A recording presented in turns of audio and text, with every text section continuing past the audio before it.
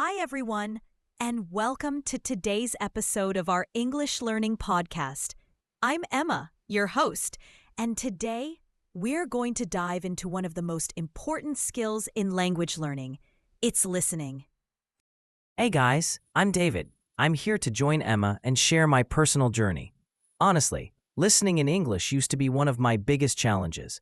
I could read books, I could write simple emails, but when a native speaker started talking, I just froze. Oh, I know that feeling. Many learners tell me the same thing. They say, Emma, I understand when I read, but when people talk, it's like they're speaking too fast or using strange accent or cutting words together. Exactly. At the beginning, I thought something was wrong with me, but later I realized that listening is a skill. It's not about being smart or not. It's about training your brain to catch sounds, patterns, and meaning. You're absolutely right. And that's the main reason we're recording this podcast. We want to show everyone that listening can be trained step by step.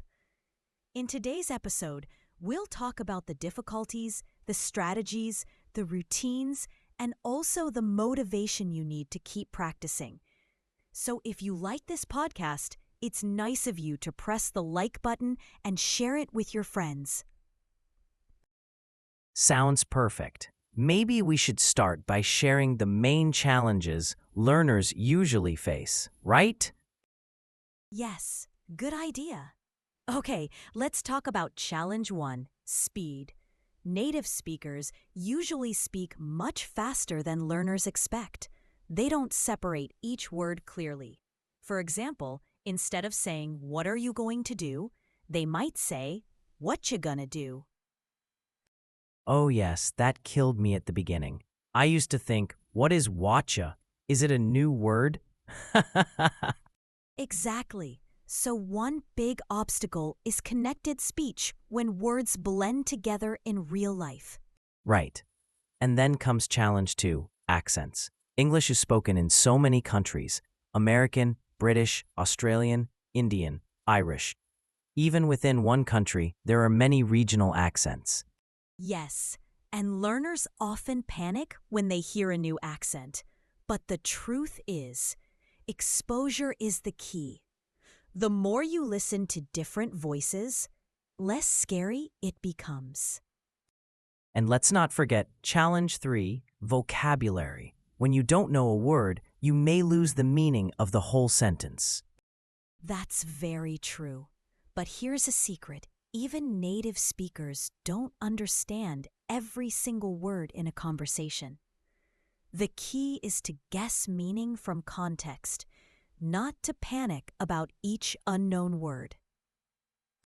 I wish someone had told me that earlier. For years, I tried to translate every word in my head, and it made listening painful. Many learners make that mistake.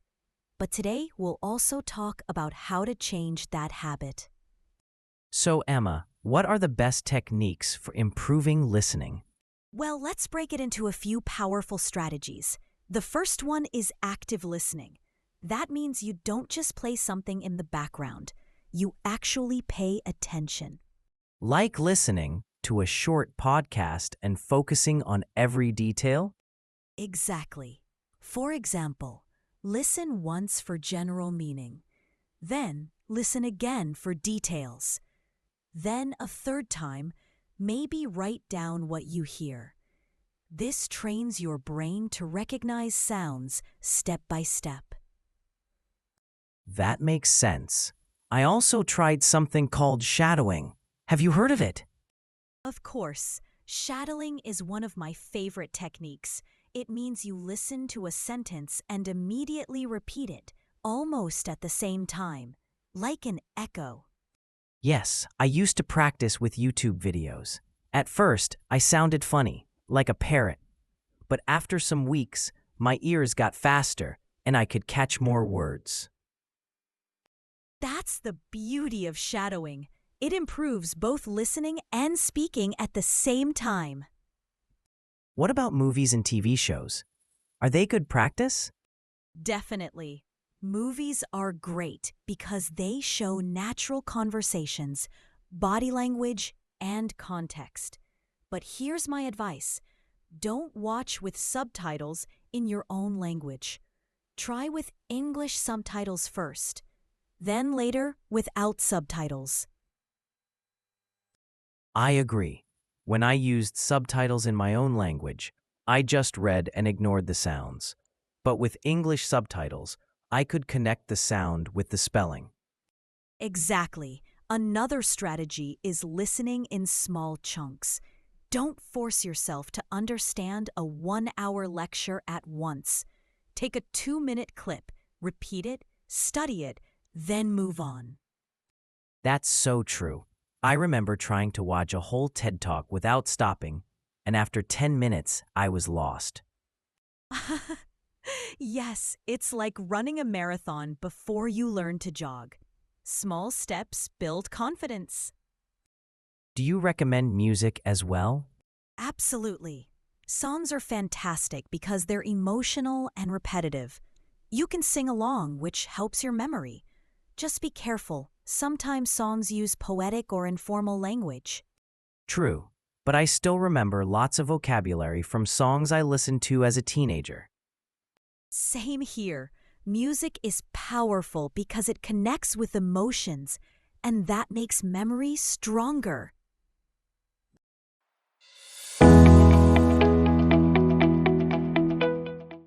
Welcome back, everyone.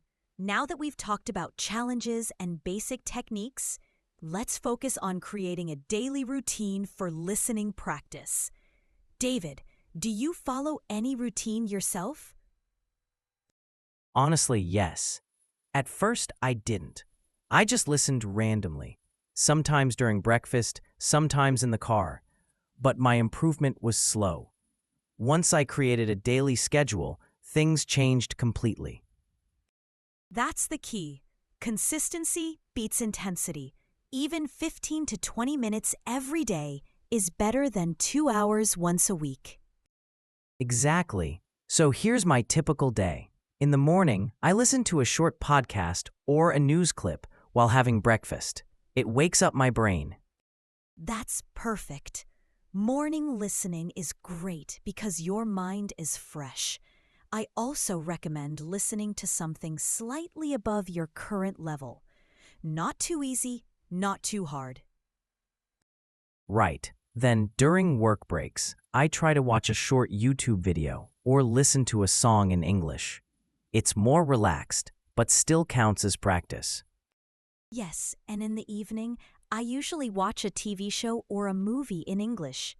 At first, I use subtitles in English, then gradually try without subtitles. I think the combination of short sessions and longer exposure works really well. Absolutely. And don't forget active engagement. Just hearing English is not enough. You should ask yourself questions like, what did they just say? Can I repeat it? Do I understand the meaning? That reminds me of an exercise I love, the pause and repeat method. You listen for 10 seconds, pause, try to repeat exactly what you heard, then continue. Oh, yes, that's very effective. It trains your ears to recognize sounds and your brain to remember words instantly. Another fun exercise is transcribing short clips. You listen to a 1-minute audio and try to write every word. At first, it's almost impossible, but with practice, you start catching more words. And it's also a vocabulary booster. When you write unknown words, you remember them faster. Right. I also like using shadowing with expressions. Not only sentences, but specific expressions like, "How's it going?" or "I see what you mean." Repeating them helps internalize natural conversation patterns. Exactly. Learning expressions is more useful than individual words because it helps you understand real conversations. What about listening for gist versus listening for detail? I often get confused. Great point. There are two main types of listening. One, listening for gist. Understanding the general idea. You don't need every word. For example, if someone talks about their weekend, you just need to get the main events. 2. Listening for detail, focusing on specifics. For example, dates, numbers, or instructions. So exercises should mix both types. Yes, exactly. For beginners, start with gist. As you improve, add detail exercises. That makes sense. And how about speaking while listening? Can we combine the two? Definitely. It's called active speaking listening. For example, after listening to a sentence, try to explain it in your own words aloud. It strengthens comprehension and memory. I remember doing this with short TED Talk clips. At first, it was hard, but gradually I could summarize a 1-minute clip in 30 seconds. Perfect. That's progress. Emma, let's talk about mistakes. What do learners often do wrong in listening? There are a few common ones. First, translating word by word. People think, I need to understand every word to get the meaning. That slows your brain down. Yes, I used to do that. I literally paused my brain to think about every word. My brain to think about every word. The second mistake is not being patient. Real conversations don't happen slowly and clearly like in textbooks. Learners often give up too quickly. That's so true. Early on, I stopped listening after 30 seconds because I felt I understood nothing. Mistake number 3, only using one source. Listening to the same type of material repeatedly can be limiting. Variety is key. Mix podcasts, movies, songs, news, and conversation videos. And another mistake I noticed is focusing only on the transcript. Some learners read first and then listen, but that defeats the purpose. Yes, try listening before reading. Listen actively first, then check the transcript to correct mistakes. Great tips. I feel like I made all these mistakes at some point. Don't worry, everyone does. What matters is to recognize them and adjust. One question learners always ask me is, how do I stay motivated? Listening is so hard at first. Motivation is tricky, but here are a few ideas. Set small goals. Track your progress. Make it fun. Yes, I love travel videos, so I listen to them every day. Sometimes I forget I'm even practicing English.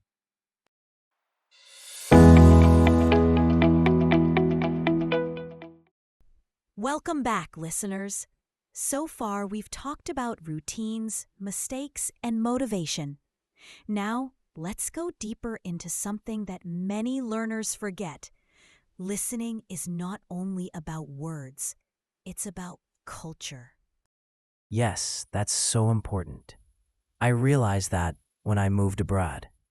Even if I understood the words, sometimes I didn't understand the meaning because of cultural context. That's why listening practice should also include exposure to idioms, slang, and cultural references. Movies, TV shows, and stand-up comedy are great for this. Here's a fun exercise. Choose a short clip from a movie. Watch it once without looking at the subtitles and focus only on the tone and emotion of the speakers. So don't worry about the exact words, just try to guess the feeling. Exactly. For example, are they angry, excited, sarcastic? This trains you to catch meaning beyond words. That's smart. Because in real life, sometimes people speak too fast, and we can still guess the message from their intonation. Emma, earlier you mentioned expressions. Can we talk more about that? Of course. In English, people often use chunks of language instead of isolated words. For example, you know what I mean. At the end of the day, Long story short, when you recognize these chunks, listening becomes much easier.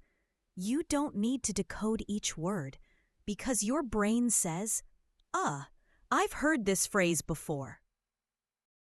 So part of listening practice should be writing down common expressions, right? Yes, keep a listening journal. Every time you hear a new phrase, note it down, review it, and try to use it yourself.